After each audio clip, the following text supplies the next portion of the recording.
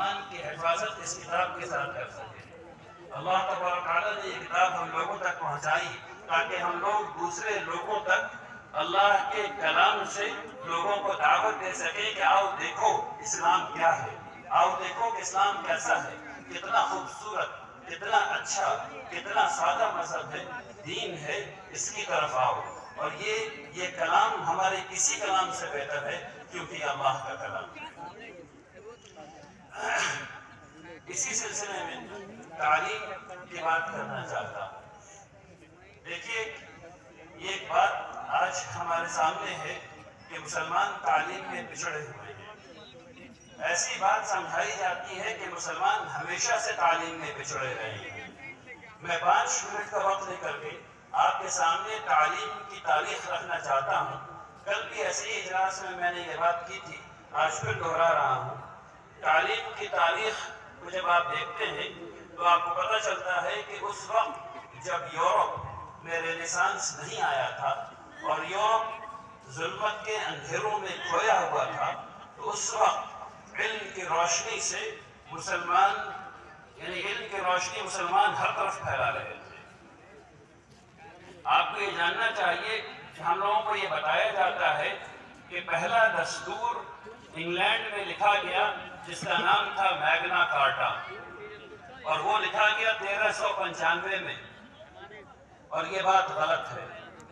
سب سے پہلا دستور مسلمانوں نے لکھا، محمد رسول اللہ صلی اللہ علیہ وسلم نے لکھوایا، جو اس میگنا کارٹا سے تقریباً 600 سال پہلے لکھا گیا، اور وہ میثاق مدینہ ہے۔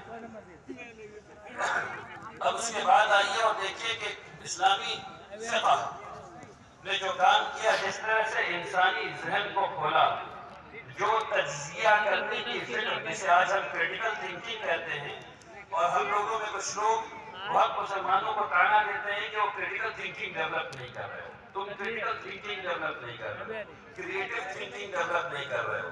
تو یہ تجزیہ کرنے کی صلاحیت، یہ تخلیقی طور پر سوچنے کی صلاحیت اسلامی فقہ نے سب سے پہلے تاریخ میں دے دی مسلمانوں کو، اور ہم لوگ سوچتے رہے، جس کا نتیجہ یہ ہوا کہ جب ہم لوگ اس بات کو دیکھیں، اس کے تھوڑا اور پیچھے چلیں تو ہمیں کیا پتہ چلتا ہے تاریخ سے؟ حساب میں اگر دیکھا جائے تو حساب میں جو کام مسلمانوں نے کیا وہ عظیم ترین ہے۔ آپ کو پتہ ہے کہ کوئی بھی حساب جب بچے پڑھ رہے ہوتے ہیں، الجبرا کر رہے ہوتے ہیں، یہ الجبر والمقابلہ کتاب مسلمانوں نے سب سے پہلے لکھی۔ اس پوری سائنس کو مسلمانوں نے کھوجا۔ آج ہم سب لوگوں کے ہاتھ میں لیپ ٹاپ ہے اور فون ہے، اسمارٹ فون ہے۔ یہ اسمارٹ فون کبھی نہیں بن سکتا تھا، اس لائٹ کے نیچے جو چپ لگی ہوئی ہے یہ کبھی نہیں بن سکتی تھی، لیپ ٹاپ کبھی نہیں بن سکتا تھا اگر الگوریتم مسلمانوں نے ایجاد نہیں کیا ہوتا، لوگریتم مسلمانوں نے ایجاد نہیں کیا ہوتا۔ یہ مسلمانوں کی ایجاد ہے جس کی وجہ سے یہ سب چیزیں ممکن ہو پا رہی ہیں۔ آپ کو یہ جاننا چاہیے کہ 1866 تک یورپ کے تمام میڈیکل کالجز میں جو کتاب پڑھائی جا رہی تھی وہ ایک مسلمان کی لکھی ہوئی ہے۔ یورپ میں 1866 تک جو میڈیکل اسکول میں میڈیکل کالج میں جو کتابیں پڑھائی جا رہی تھی وہ مسلمانوں نے لکھی۔ ٹھیک اسی طریقے سے آج بھی سرجری میں جو اسکیلپل استعمال کیا جاتا ہے، جو فورسپ استعمال کیا جاتا ہے، اس کی ڈیزائن مسلمانوں نے کی تھی جو آج بھی باقی ہے۔ یہ سارا کام مسلمانوں نے کیا ہے۔ آپ سب کو پتا ہے کہ علم فلکیات میں مسلمانوں سے آگے کوئی نہیں تھا، اور یعنی صدیوں تک مسلمانوں نے اس کو لیڈ کیا۔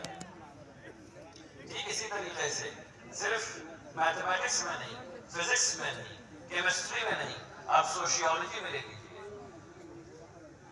علم کی معاف کیجیے تاریخ کو سمجھنے سمجھانے کا بھی ایک علم ہے۔ تاریخ کیسے پڑھی جائے، کیسے لکھی جائے، اس کو انگریزی میں ہسٹوریوگرافی کہتے ہیں۔ اس کا علم سب سے پہلے جس شخص نے دیا وہ مسلمان ہی تھا، اور یہ سارے کے سارے لوگ عالم دین ہیں۔ مزیدار بات یہ ہے کہ یہ تمام لوگ، کوئی محدث ہے، کوئی فقیہ ہے، کوئی مفسر ہے۔ آپ سب لوگ ایک کارٹون کیریکٹر کا نام جانتے ہیں، ٹارزن۔ ٹارزن کا نام جانتے ہیں نا سب لوگ، جو رسی پکڑ کے جھولتا ہے جنگل میں ادھر سے ادھر تک یہاں سے وہاں، کامک کیریکٹر ہے. یہ فکر کس نے دی؟ ایک مسلمان نے دی جو مفسر بھی تھے، طبیب بھی تھے.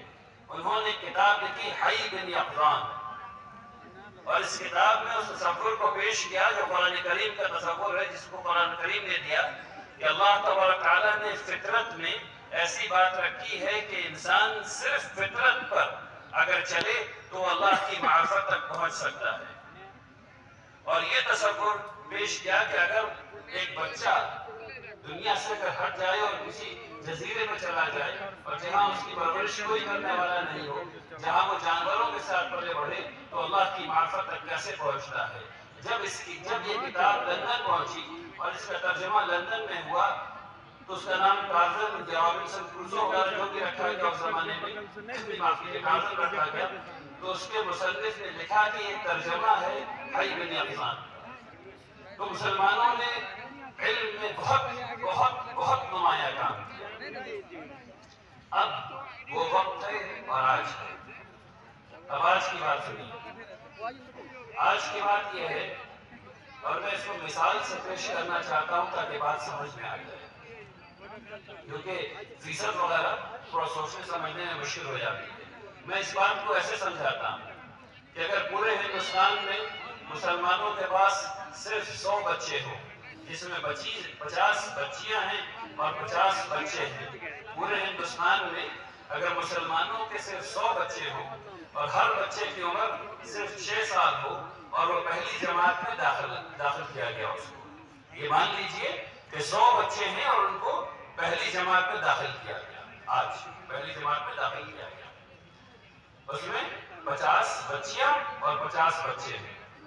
میں اور آپ یہ فیصلہ کرتے ہیں پہلے دن کہ اس میں سے 43 بچے کو نہیں پڑھانا. میں اور آپ یہ فیصلہ کرتے ہیں پہلے دن کہ اس میں سے 43 کو نہیں پڑھانا، ان کو نکال کر کے الگ کر دیتے ہیں. وجہ ایک تھا، مجھے علم کے بارے میں پتہ نہیں، مجھے اس کی قدر نہیں، میں جانتا نہیں، میرے پاس پیسہ نہیں، وغیرہ وغیرہ وغیرہ. یہ ساری چیزیں ہیں جس کی وجہ سے ہم 43 کو نکالتے ہیں اور الگ کر دیتے ہیں. اس کے بعد کیا کرتے ہیں؟ پھر اس کے بعد یہ خیال آتا ہے کچھ لوگوں کو کہ ان بچوں کو مدرسے میں بھیج دینا چاہیے. تو اس میں سے 3.5 بچے کو سمجھانے کے لیے 4 کر لیجیے، 4 بچے کو مدرسے بھیجتے ہیں. 43 نکال دیا، 4 کو مدرسے بھیج دیا. اب اس کے بعد بچوں کی تعلیم شروع ہوئی. جب بچے 10ویں جماعت تک پہنچے تو 32 بچے اپنے خاندان کے، محلے کے وغیرہ وغیرہ کی پریشانیوں کی وجہ سے پیچھے رہ گئے، وہ 10ویں تک نہیں پہنچے. 43 نکل گئے تھے پہلے، 32 بیچ میں گر گئے، 4 جو ہے وہ ادھر چلے گئے. کل ملا کر کے جوڑ جما کر کے 17 بچوں کو ہم لوگ 10ویں پاس کروا پا رہے ہیں بڑی مشکل سے. یہ ہے وہ تصویر جو مجھے اور آپ کو بدلنی ہے انشاءاللہ. یہ نہیں ہو سکتا، یہ نہیں ہو سکتا. یہ جو 17 بچے جو لوگ 10ویں پاس کروا پا رہے ہیں، اب اس کے بعد مرحلہ دیکھیے. جب یہ بچے B A B S C میں پہنچتے ہیں، میڈیکل انجینئرنگ میں پہنچتے ہیں، تو صرف 4 بچے B A B S C medical engineering کر پا رہے ہیں سب ملا کر کے. اور 4 میں سے 3 مرد بچے ہیں اور 1 لڑکی. اس کے بعد ہم لوگ یہ سوچتے ہیں کہ ہمارے لوگ آئی ایس آفیسر کیوں نہیں ہیں. جب فہرست آتی ہے تو ہم لوگ یہ سوچتے ہیں کہ آئی ایس آفیسر کیوں نہیں ہے، آئی پی ایس آفیسر کیوں نہیں ہے، آئی ایف ایس آفیسر کیوں نہیں ہے. ارے کیسے ہوگا بھائی، کیسے ہو سکتا ہے؟ کمپٹیشن میں ہوئی نہیں تو ہوگی کہاں سے؟ بات سمجھ میں آ رہی ہے؟ آپ کی بات سمجھ میں آ رہی ہے؟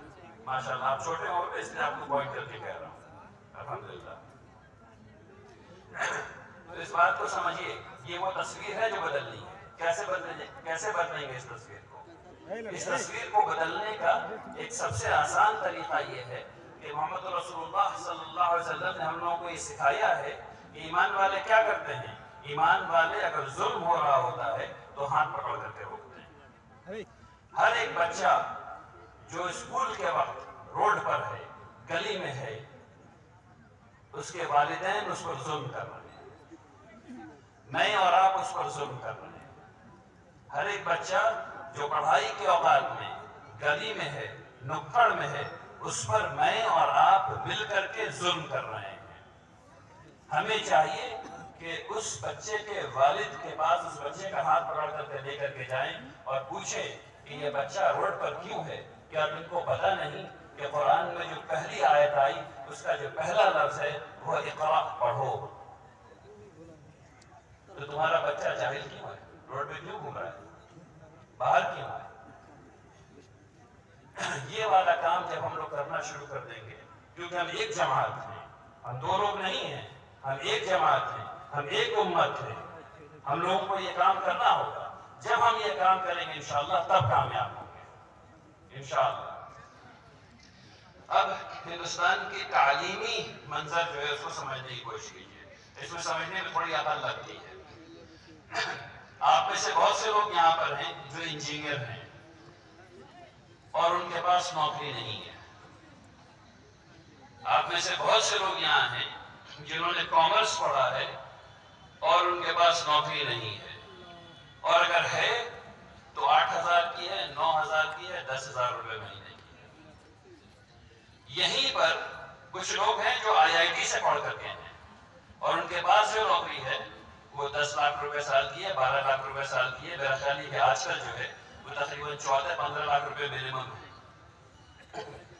وہی انجینئر ایک طرف سے آتا ہے تو 15 لاکھ روپے سالانہ شروعاتی نوکری ہے، اور ایک طرف جو ہے وہ 10,000 روپے مہینہ بھی نہیں ہے۔ اس کھیل کو سمجھیے اور سمجھ جائیے گا تو ایسے پڑھائیے گا۔ یہ کھیل ایسے ہے، ہندوستان میں BA BSc انجینئرنگ میڈیکل کرانے والے 53,000 انسٹیٹیوشنز ہیں، 53,000 ادارے ہیں۔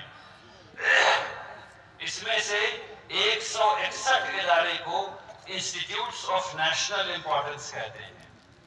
53,000 اس میں سے 100